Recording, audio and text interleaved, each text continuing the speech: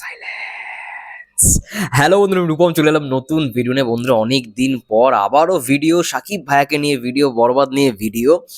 এখন এই ভিডিওটায় কথা বলতে এসেছি বরবাদের র্যাপ আপ সম্পর্কে, যেটা জানতে পেরেছি পৌশালীদির ভিডিও দেখে।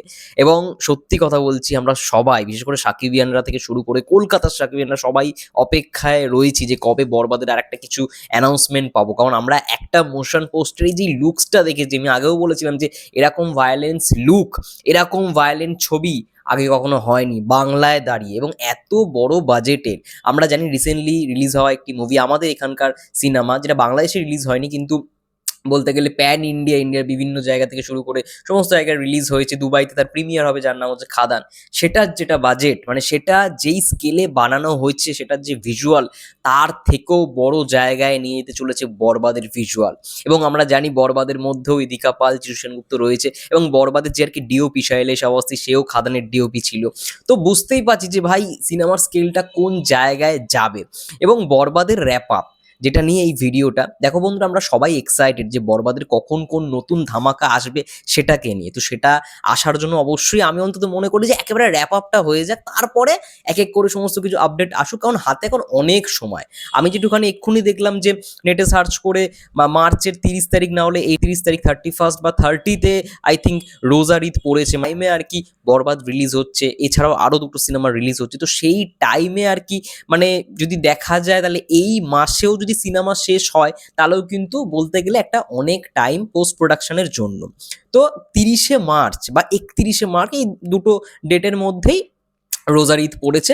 সেই অনুযায়ী যদি আমরা ভাবতে যাই, তাহলে এই মাসে যদি একদম শেষ সময় যদি শুটিং র্যাপ আপ হয়, তাহলে খুব একটা ভালো 1.5 মাসের মতো সময় আমরা পেয়ে যাচ্ছি, হাতে সময় পেয়ে যাচ্ছি, তারা সময় পেয়ে যাচ্ছে, টিম সময় পেয়ে যাচ্ছে একটা পোস্ট প্রোডাকশন ভালো রকমভাবে করা। তার সঙ্গে সঙ্গে আপডেট, গান থেকে শুরু করে ট্রেলার টিজার যদিও বা এখন এক সপ্তাহ আগে আনলেও হয়, সেটা ম্যানেজ করা যায়, কিন্তু গানগুলো ভালো করে যাতে প্রমোশন হয় সেইগুলোর একটা ব্যাপার থাকে।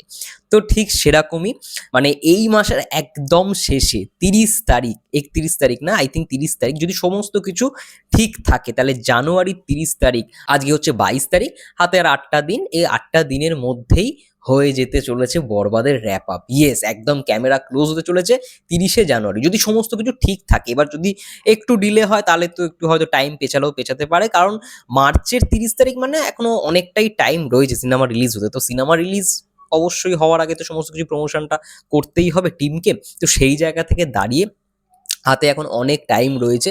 এবার হ্যাঁ, যেহেতু এত বড় বাজেটের একটা সিনেমা, মানে 15 কোটি 16 কোটি হয়তো বাজেট ছাড়িয়েও যেতে পারে, এমন একটা সিচুয়েশন এখন দেখছি।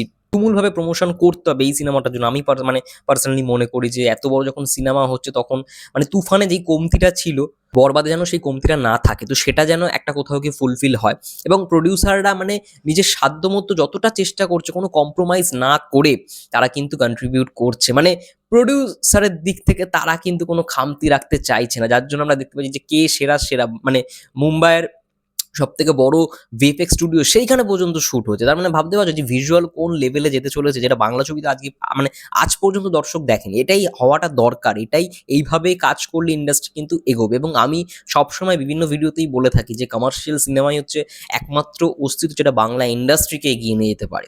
তো সেই জায়গা থেকে দাঁড়িয়ে মানে কোনো রকম কমতি থাকছে না। এবং মেহেদী হাসান হৃদয়, তার এটা প্রথম পূর্ণদৈর্ঘ্য সিনেমা। সে এর আগে নাটক বানিয়ে এসছে, মুশফিকার ফারহানকে নিয়ে অনেক সে নাটক বানিয়েছে, আমি পার্সোনালি দেখেছি, আমার ভালোও লেগেছে। তো সেই জায়গা থেকে তারও প্রথম কাজ, তারও একটা মানে বলতে গেলে চ্যালেঞ্জিং একটা কি বলবো মোমেন্ট এটা ক্রিয়েট করবে, যে তার প্রথম সিনেমায় সে কত বড় একটা ক্যানভাসে, কত বড় একটা স্কেলে সিনেমাটাকে দর্শকের সামনে উপস্থাপনা করছে। তো সেটার জন্য তো আমরা সবাই অধীর আগ্রহে রয়েছি। এছাড়াও সাকিবিয়ানরা সবসময় যে মানে এরকম কখনোই করে না যে সিনেমা ডিরেক্টরকে দেখে বা ওই যাই হোক না কেন, যখন সিনেমা ট্রেলার আসে, টিজার আসে, তখন তারা সমস্ত কিছু মেনে নেয়।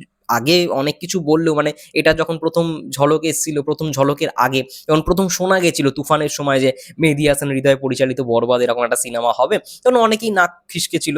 কিন্তু এটা আমরা সত্যি কেউ কল্পনাই করতে পারিনি যে সেই কিন্তু সব থেকে বিগ ক্যানভাসে, বিগ স্কেলে এরকম একটা সিনেমা নিয়ে আসে, যেটা আগে মানে বরবাদের আগে পর্যন্ত, বিফোর বরবাদ যেই সমস্ত সিনেমা মেক হয়েছে বা যেই সমস্ত সিনেমা সাকিব ভাইয়া কাজ করেছে, একজনও কিন্তু এত বড় ক্যানভাসে সাকিব ভাইয়াকে নিয়ে সিনেমা কেউ বানায়নি।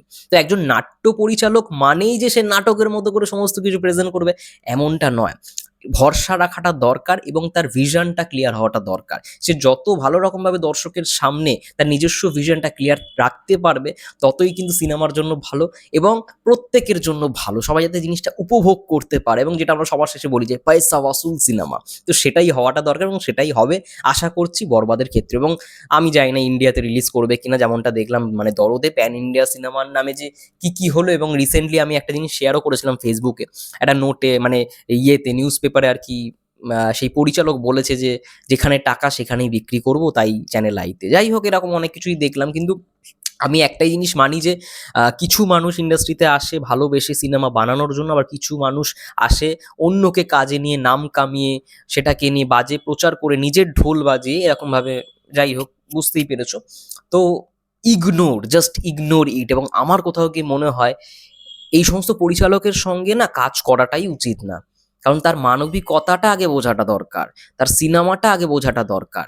সে আগে থেকে তার মানে কখনো আমি এরকম পরিচালক দেখিনি যে মানে সিনেমা রেডি হওয়ার আগে থেকেই ঢাকঢোল বাজানো শুরু, সিনেমা রিলিজ হয়নি তারও আগে থেকে ঢাকঢোল বাজানো শুরু। যাই হোক, এরকম অনেক জিনিসই দেখলাম, সেটার আর প্রসঙ্গ টানতে চাই না। প্যান ইন্ডিয়া সিনেমার নামে অনেক কিছুই তার মুখ থেকে শুনলাম, তো যাই হোক তার জন্য কথাটা বললাম। কিন্তু ভবিষ্যতে যেন এগুলো না হয় এটাই আর কি চাই। এবং আমি অন্তত বিশ্বাস করি যারা নাটকের ডিরেক্টর, নাটকের পরিচালক, তারা অনেক ভালো ভাই, অনেক ভালো মেকিং তারা বোঝে, মেকিংটা তাদের সেন্সটা রয়েছে। একটা সিনেমা মানে বানাতে চাইলেই তো বানিয়ে ওঠা যায় না, তার সেন্সটা থাকতে হয়। এডিট থেকে শুরু করে ভিএফএক্স সমস্ত কিছু, তার জন্যই সে ডিরেক্টর। তাকে allrounder, captain of the ship এই কারণেই বলা হয়, যার মেকিংয়ের সেন্সটা যার সব থেকে ভালো, সে ভালো রকমভাবে দর্শকের সামনে সমস্ত কিছু উপস্থাপনা করতে পারবে। তো সেন্সটা সবার মধ্যে থাকে না, এটা আমাদের কাছে ক্লিয়ার। যাই হোক, বরবাদ নিয়ে সবাই তোমরা এক্সাইটেড, আমিও খুব এক্সাইটেড। এবং এই 30 তারিখের মধ্যে আশা করছি সমস্ত কিছু যদি ঠিক হয়ে যায়, র্যাপ আপ হতে চলেছে এবং ফেব্রুয়ারি মাস থেকে আমরা আস্তে আস্তে সমস্ত কিছু ঝলক পাবো। এবং আরও একটা আপডেট দিয়ে দিই, গান মানে বরবাদের যে সমস্ত গানগুলো রয়েছে সেই গানের শুটিং অলরেডি কমপ্লিট। ইয়েস, গানগুলোরও শুটিং কিন্তু অলরেডি কমপ্লিট হয়ে গেছে। তো ফেব্রুয়ারি মাস থেকে আই থিঙ্ক একটা হলেও ফেব্রুয়ারি মাসে একটা বা দুটো গান আমরা পেতে চলেছি, যেহেতু মার্চের 30 তারিখে রিলিজ, মানে এপ্রিলেই বলা যেতে পারে। তো সেই অনুযায়ী কিন্তু গান অলরেডি শুটিং কমপ্লিট। এবার দেখা যাক ফেব্রুয়ারি মাসে আমরা কটা আপডেট পাই। আপডেট তো পাবো এইটুখানি শিওর, নো ডাউট। এবার ভালোভাবে প্রমোশন হোক এটাই চাই। এবং তার সঙ্গে সঙ্গে তো আমরা জানি যে বিপিএল এ বরবাদের প্রমোশনস হবেই। তোমাদের কি মন্তব্য এই বিষয়গুলো নিয়ে অবশ্যই কমেন্ট করে জানাতে পারো। এবং ততক্ষণের জন্য সবাই ভালো থেকো, সুস্থ থেকো। এবং আমাদের চ্যানেল নতুন হলে অবশ্যই চ্যানেলটাকে সাবস্ক্রাইব করতে ভুলো না।